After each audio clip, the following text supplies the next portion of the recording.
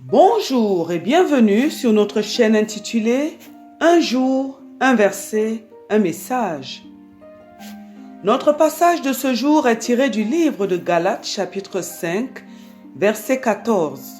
La Bible nous dit « Car toute la loi est accomplie dans une seule parole. Dans celle-ci, tu aimeras ton prochain comme toi-même. » Dans ce passage, notre Dieu, à travers son serviteur, l'apôtre Paul, nous interpelle concernant sa loi. Le Seigneur nous dit que pour accomplir toute sa loi, toute la loi qu'il nous a prescrite, nous devons aimer notre prochain comme nous-mêmes. L'amour, nous le savons, est une décision. L'amour, ce n'est pas lorsque nos sentiments nous poussent à apprécier une personne, ni lorsque nos émotions s'emballent lorsque nous voyons cette personne ou lorsque nous sommes avec elle. Ce n'est pas non plus lorsque nous apprécions la manière d'être d'une personne ou lorsque nous apprécions sa gentillesse. Non, l'amour est une décision que nous prenons et suite à cette décision, nous allons tout mettre en œuvre pour respecter la parole que nous avons donnée. En effet, que ce soit en amour ou même en amitié, le plus souvent, nous disons avec notre ami ou avec notre amoureux, notre amoureuse, nous échangeons une parole qui va sceller notre relation. Nous allons nous dire par exemple, soyons des amis, je veux être ton ami, acceptes-tu d'être mon ami? Ou par exemple, nous dirons à l'être aimé, je veux t'épouser, je veux passer ma vie avec toi. C'est cette parole, cet accord qu'il va y avoir entre les deux personnes qui va sceller le lien, qui va nouer ces personnes. Et c'est la même chose lorsqu'il s'agit de notre Dieu. Nous décidons de l'accepter, nous décidons d'accepter notre Seigneur Jésus-Christ comme notre Seigneur et Sauveur. Et nous prononçons ces paroles d'acceptation pour sceller notre décision. Et c'est ce qui nous permet d'être par la suite des enfants de Dieu. Il n'y a que les membres de notre famille que Dieu choisit pour nous. Il choisit la famille dans laquelle nous allons naître. Mais même si Dieu choisit les membres de notre famille, par la suite, nous sommes des personnes qui allons tisser nous-mêmes les relations au sein de cette famille. Nous sommes les personnes qui allons entretenir nous-mêmes les rapports les uns envers les autres, qui allons mettre en pratique la loi de l'amour. L'amour est donc une décision que nous avons prise et nous devons travailler tous les jours pour entretenir cette flamme qu'est l'amour et pour entretenir cette flamme qui est entre nous et ceux que nous aimons. Car cette flamme peut diminuer. Cette flamme peut même aller jusqu'à s'éteindre. Ce n'est pas qu'elle disparaît complètement en nous, car l'amour ne meurt jamais, mais elle peut s'éteindre en nous et tant que nous ne la rallumons pas, elle reste là en nous éteinte. Et c'est lorsque nous allons poser les actes qu'il faut, lorsque nous allons adopter la bonne attitude, faire ce qu'il faut, que la flamme va se réveiller petit à petit. Étant donné que notre Dieu ne parle jamais au hasard, et étant donné que tout ce qu'il nous demande est toujours dans notre propre intérêt, nous devons prendre la question de l'amour très au sérieux, car Dieu est amour, et l'amour est très important pour Dieu. Dans ce passage, l'accent est mis sur l'amour du prochain. Le Seigneur nous dit que pour accomplir toute sa loi, la seule chose que nous avons à faire, c'est de nous aimer les uns les autres, de la manière dont Dieu nous demande de nous aimer. Waouh! C'est juste une seule chose. Nous avons juste à nous concentrer sur l'amour envers notre prochain pour accomplir toute la loi. C'est juste une chose que nous avons à faire. Alors, nous allons comprendre en quoi consiste réellement cette chose que Dieu, cette recommandation que Dieu nous demande. En quoi consiste réellement et concrètement cet amour que nous devons nous donner les uns les autres. Cet amour que nous devons donner à notre prochain. Aimer son prochain, c'est lui faire du bien. Le livre de 1 Corinthiens chapitre 13, à partir du verset 4 jusqu'au verset 8, nous décrit le comportement que nous devons avoir envers notre prochain pour l'aimer comme notre Dieu nous demande de l'aimer. La Bible nous dit tout d'abord que l'amour est patient. Oui, si nous aimons notre prochain, nous devons être patients avec lui, patients envers lui. Quel que soit ce qu'il fait, nous ne devons pas nous énerver et nous ne devons pas commencer par exemple à lui crier dessus, à réagir. Non, nous devons essayer de comprendre pourquoi est-ce que notre prochain se comporte de cette manière. Et nous devons chercher un moyen pour l'aider à comprendre que ce qu'il est en train de faire n'est pas bien et pour essayer de l'aider à changer. Nous devons être patients avec notre prochain. Et notre patience ne va grandir que lorsque notre prochain va mal se comporter envers nous. Et à chaque fois qu'il va mal se comporter avec nous, nous allons décider de l'aider, de ne pas nous énerver, mais de chercher à comprendre. Et c'est ce processus qui va se répéter et se répéter encore, qui va créer en nous la patience et qui va aider cette patience à grandir dans notre vie et en nous. Et à force de réagir donc ainsi, nous allons devenir de plus en plus patients. C'est encore plus important dans le couple. Parce que là, il s'agit de deux personnes qui vivent ensemble et qui sont censées tout partager. Qui n'ont pas le même caractère, qui viennent des horizons différents, qui n'ont pas eu la même éducation, qui n'ont pas eu les mêmes expériences, qui n'ont pas eu les mêmes déboires dans la vie. Les conjoints doivent cultiver la patience. Ils doivent essayer de comprendre l'autre et de l'aider à changer. Ils doivent prier pour leur conjoint afin que Dieu transforme le cœur et le caractère de leur conjoint, que Dieu change leur mauvais côté en bon côté. Mais en aucun cas, ils ne doivent perdre patience. Il y a une femme dans la Bible qui a attiré mon attention par rapport à sa patience et sa grande sagesse vis-à-vis notamment de son mari, c'est Abigail. Elle avait un mari riche, mais fou, comme elle le disait elle-même. C'est-à-dire un mari qui manquait de la sagesse de Dieu. Et malgré cela, Abigail est restée avec Nabal. Elle a appris à gérer le caractère de Nabal. Et plus tard, c'est Dieu lui-même qui fera mourir Nabal, qui se sera mal comporté envers le roi David. Et c'est Dieu lui-même par la suite qui fera en sorte qu'elle deviendra la femme du roi David et elle lui donnera par la suite un enfant. Oui, dans notre décision d'aimer, nous devons cultiver la patience. C'est primordial. Et lorsque nous décidons d'être patients, nous ne devons pas être amers. Non, nous devons prendre notre conjoint ou notre prochain comme un enfant que nous devons aider à grandir. Nous devons prendre cette personne comme une personne qui ne comprend pas, qui n'a pas encore le niveau de compréhension. Nous devons l'amener à grandir, à comprendre, à devenir meilleur. Nous devons l'aider et nous devons rester patients pour l'aider. La Bible nous dit encore que l'amour est plein de bonté. Oui, lorsque nous décidons d'aimer une personne, nous devons lui manifester de la bonté, nous devons lui faire du bien comme nous l'avons dit. Tout ce que nous voyons qui peut amener de la joie dans le cœur de cette personne, tout ce que cette personne va aimer, nous devons le faire, nous devons lui apporter cela. Nous devons éviter de lui faire de la peine. Nous devons chercher à mieux connaître cette personne, à mieux faire les choses pour satisfaire à notre prochain, pour satisfaire à l'être aimé. On dit souvent que chaque personne a son langage d'amour. Et que pour montrer à certaines personnes que nous les aimons, nous devons par exemple leur offrir des cadeaux. Ça, c'est le langage d'amour de certaines personnes. Et lorsque nous ne leur offrons pas des cadeaux, même si nous leur apportons d'autres choses, ces personnes considèrent que nous ne les aimons pas.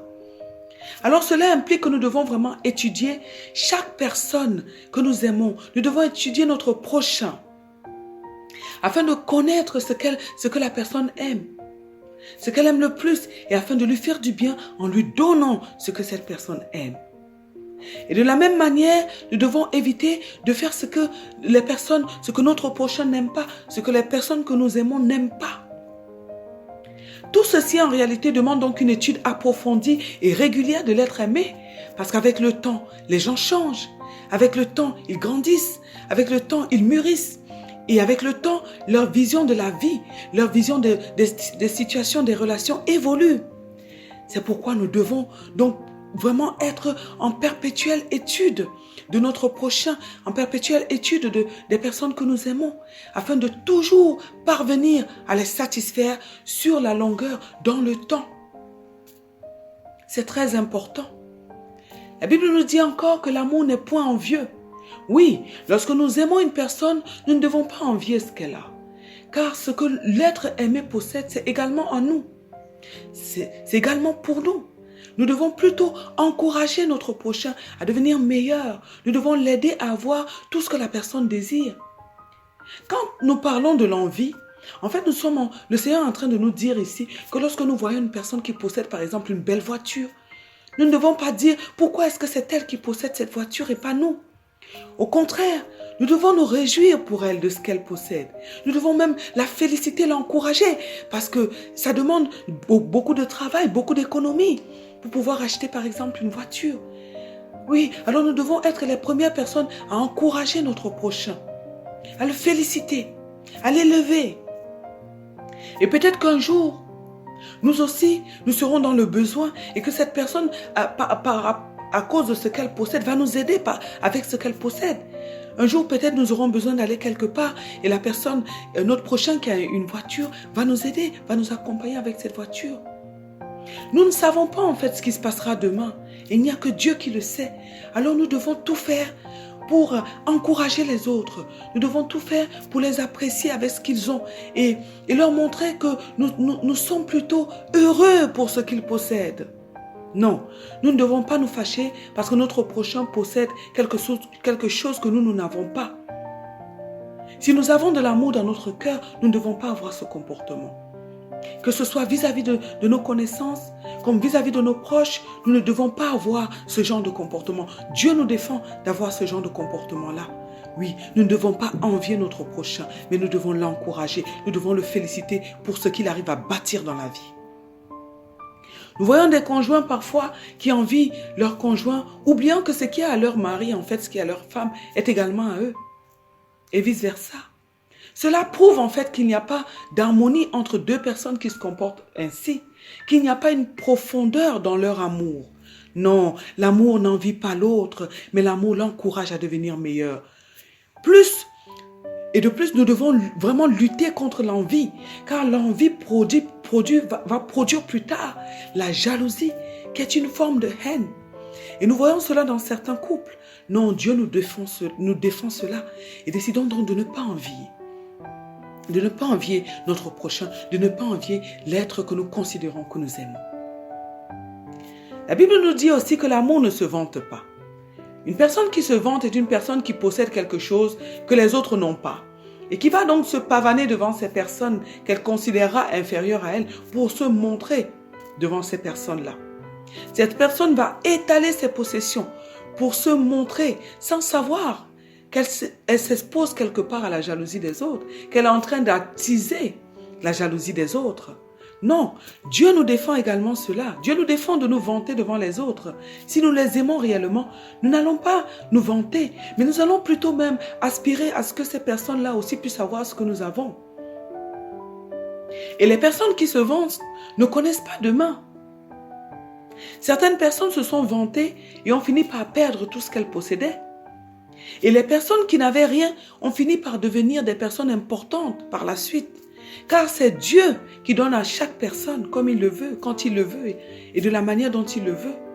Nous devons faire beaucoup attention, car Dieu élève qui il veut et il rabaisse qui il veut. Alors remercions Dieu pour ce que nous avons et demandons-lui de donner à ceux qui n'en ont pas.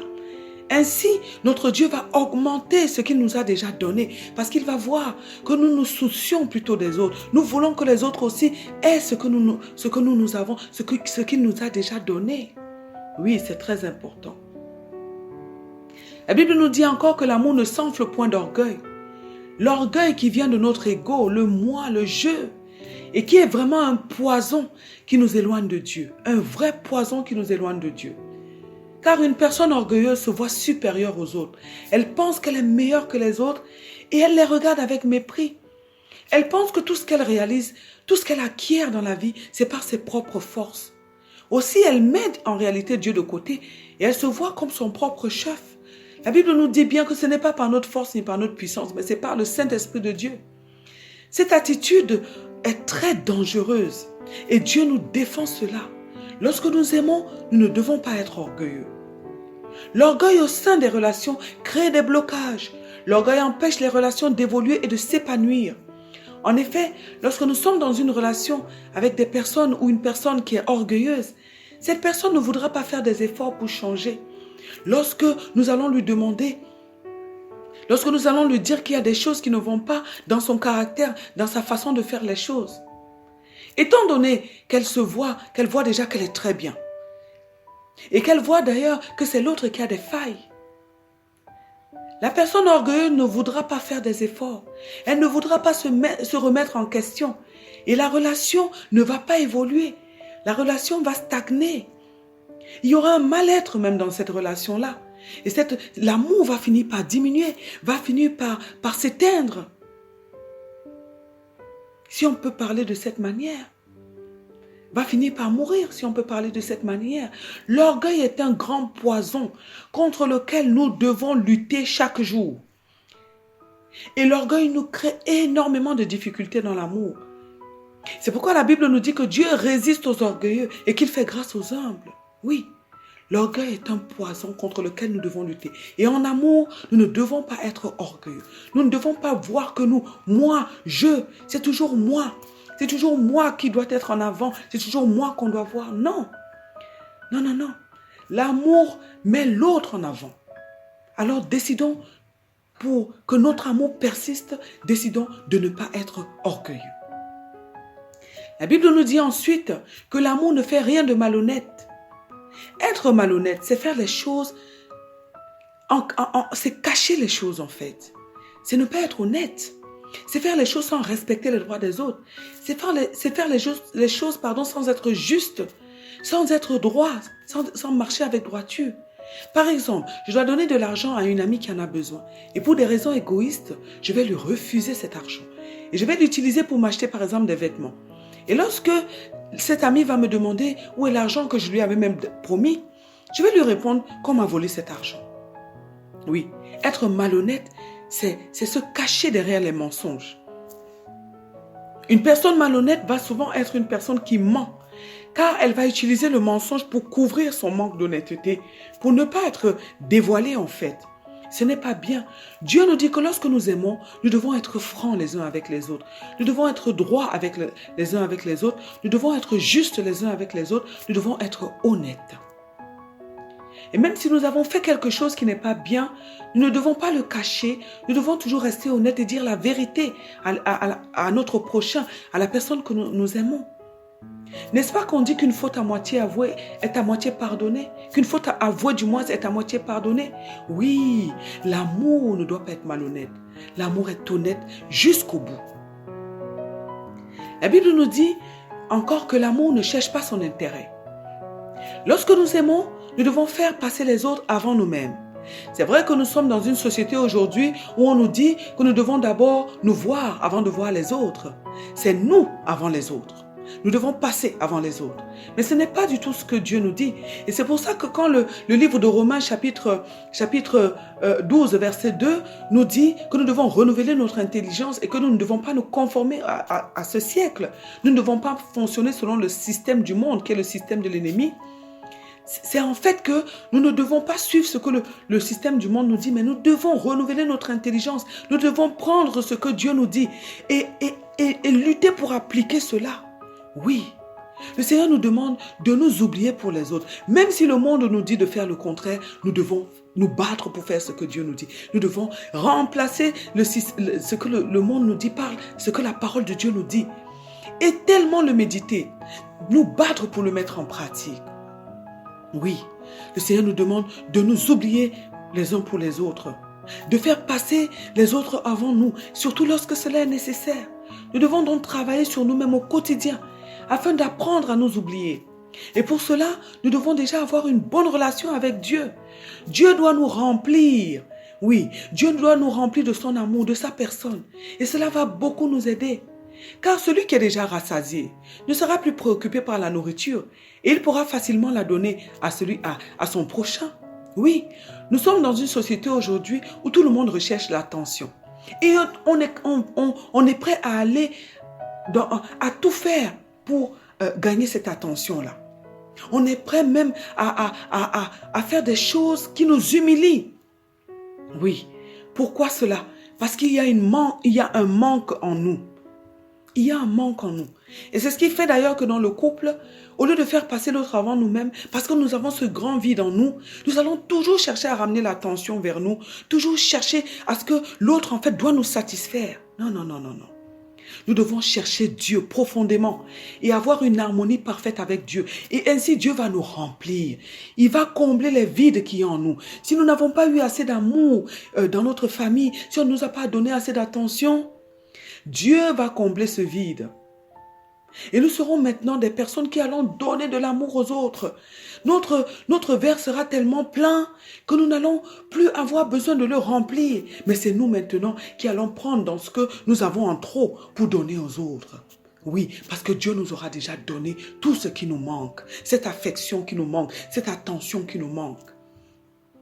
C'est la même chose pour des personnes qui ont reçu beaucoup d'amour au sein de la famille. Des personnes à qui les parents ont donné beaucoup d'attention, beaucoup d'amour. Ils n'ont pas ce vide-là. Et ce sont des personnes qui sont bien dans leur peau, qui sont bien dans leur basket, comme on dit. Elles ne s'agitent pas beaucoup pour se montrer. Elles peuvent facilement faire passer les autres avant elles, car elles sont beaucoup. Elles sont bien dans leur peau. Elles sont remplies. Oui, c'est très, très, très important. Nous devons faire passer les autres avant nous-mêmes. C'est ce que Dieu nous demande. Et ainsi, c'est Dieu qui va venir nous donner ce qui nous manque, cette attention. Il va continuer de nous la donner. C'est très important. La Bible nous dit encore que l'amour ne s'irrite point. S'irriter, c'est lorsque notre prochain fait quelque chose et que cette chose arrive à nous toucher. C'est quelque chose que nous n'aimons pas. C'est quelque chose vraiment qui ne nous plaît pas. Et notre prochain va faire cette chose-là et nous allons être touchés dans notre cœur. Et alors, ça va créer en nous de l'irritation. Nous allons devenir nerveux parce que on a touché un point sensible chez nous. Et donc, nous allons nous irriter. Dieu nous défend cela. Lorsque nous aimons, nous devons essayer de nous mettre à la place de l'autre. Nous allons prendre d'abord un temps lorsque la chose va se passer, pour nous poser la question, pourquoi cette personne se comporte ainsi? Pourquoi est-ce que cette personne vient de faire ce qu'elle a fait? Nous allons essayer de nous mettre à sa place, essayer de comprendre ce qui se passe en elle pour qu'elle puisse agir ainsi. Et nous allons nous dire que si c'est arrivé, si cette chose nous était arrivée, comment est-ce que nous allions réagir? C'est ça, nous mettre à la place de l'autre. Nous allons essayer de comprendre les choses sans laisser que ça vienne nous toucher profondément dans notre cœur. Et nous devons toujours, pour arriver à ne pas nous irriter, nous devons toujours être dans la démarche d'aider l'autre, de lui apporter notre aide, de venir l'aider à changer, de l'aider à comprendre les choses, de l'aider à devenir meilleur. Oui, et lorsque nous sommes face à une personne qui ne veut pas nous écouter, qui ne veut pas comprendre, alors nous allons laisser la personne. Et c'est l'Esprit de Dieu qui va aller travailler dans le cœur de cette personne. Et plus tard, lorsque nous allons revenir pour lui reparler de la chose, pour essayer de lui expliquer ce qui s'est passé et l'amener à comprendre et à changer, étant donné que le Saint-Esprit aura déjà touché le cœur de la personne, cette personne va être plus disposée et cette personne va nous écouter. Oui, l'amour ne s'irrite pas, l'amour patiente. L'amour prend un petit temps pour analyser et pour comprendre ce qui se passe et va chercher maintenant à aider l'autre à devenir meilleur, à aider l'autre à comprendre, à aider l'autre à changer. C'est ce que notre Dieu nous demande. Waouh, c'est merveilleux. La Bible nous dit aussi que l'amour ne soupçonne point le mal. Oui, lorsque nous sommes avec une personne et qu'elle nous dit quelque chose, si nous aimons cette personne, nous ne devons pas douter de ce qu'elle nous dit. Une personne qui soupçonne le mal est une personne qui est toujours en train de chercher quelque chose pour dire que ce que l'autre que l'autre n'est pas une bonne personne, que l'autre est menteuse par exemple, que ce que l'autre est en train de faire, l'autre, ce n'est pas bien. Non, c'est une personne qui est toujours en fait en train de soupçonner, de chercher la petite bête. Et lorsque nous aimons une personne, nous recherchons toujours la paix avec cette personne, avec notre prochain si nous l'aimons. Mais si nous soupçonnons les personnes, il ne peut pas y avoir de la paix, car nous n'avons pas confiance en cette personne-là. Et aucune relation, lorsqu'il n'y a pas de confiance, n'est pas basée sur l'amour. S'il n'y a pas de la confiance entre deux personnes, alors cette relation n'est pas basée sur l'amour. Non, l'amour fait confiance. Et l'amour fait même confiance aveuglement. Car celui qui aime sait que l'être aimé ne peut pas lui nuire. L'amour est un sentiment profond d'amitié qu'il y a entre des personnes. Et ces personnes deviennent en quelque sorte une seule âme. Et là, ça donne une assurance que non, cette personne ne peut pas me faire du mal. Parce que si la personne que j'aime me fait du mal, alors cette personne est en train de se faire du mal à elle-même. Et en fait, pour arriver à ce degré de relation, c'est progressif en fait. L'amour, le vrai amour en fait, c'est une décision, mais c'est quelque chose qui se travaille et qui se bâtit au quotidien. Et il faut une certaine maturité de la part de chaque partie, de part et d'autre en fait, pour que les personnes arrivent à ce niveau-là. Il faut que les personnes soient impliquées. Oui, l'amour ne soupçonne pas le mal. Il faut une entière confiance. Il faut faire confiance entièrement à notre prochain, à l'être aimé en fait, avec qui nous bâtissons la relation. Et lorsque nous aimons, nous dormons tranquillement. Nous dormons tranquillement. Et c'est ce que Dieu nous demande. C'est là que Dieu veut que nous puissions arriver.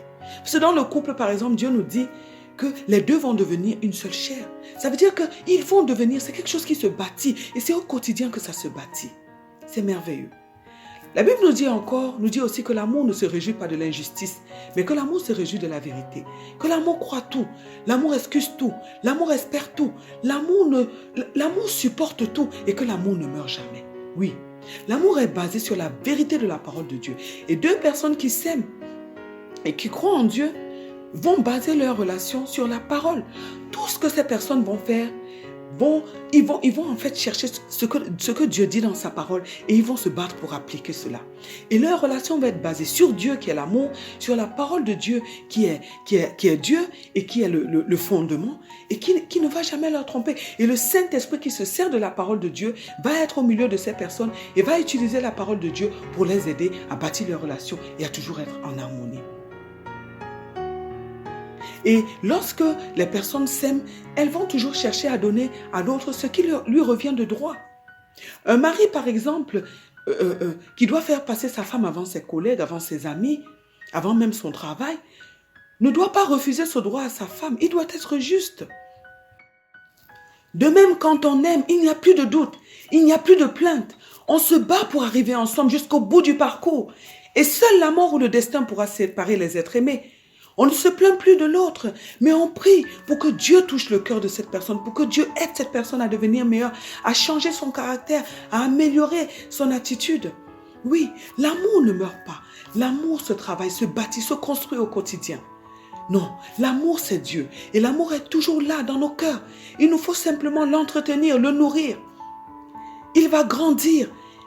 Lorsque nous le nourrissons, il va s'embellir et il va nous rendre meilleurs. Oui, si nous appliquons toutes ces règles qui font ce qu'est le vrai amour, nous aurons alors accompli toute la loi de Dieu qui est la loi de l'amour. Alors prions ce matin afin que Dieu nous donne la capacité d'aimer notre prochain comme Dieu nous le demande et afin que nous soyons des enfants bien-aimés de notre Père. Et ceci, comme Dieu veut que nous le soyons, au nom puissant de notre Seigneur Jésus-Christ. Amen. Que Dieu bénisse votre journée. Que Dieu vous bénisse éternellement et à très bientôt sur notre chaîne. Un jour, un verset, un message.